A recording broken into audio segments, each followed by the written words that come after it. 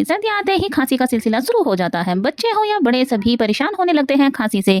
अधिकतर खांसी जो है सर्दियों में बहुत ज़्यादा परेशान कर देती है। तो गाइस, अगर आपने खांसी को सही करने के लिए सारे उपाय अपना लिए हैं तो और तब भी ये सही नहीं हो रही है, तो मैं आपके लिए लेकर आई हूँ एक बहुत ही सरल और घरेलू उपाय जो बिल्कुल घरेलू है और मिनटों में आपके बच्चे की या बड़े की खांसी को खत्म कर देगा, वो भी जड़ से। गाइस, ये तरीका जानने से पहले आप वीडियो को लाइक कर दीजिए, शेयर कर दीजिए और सब्सक्राइब कर दीजिए।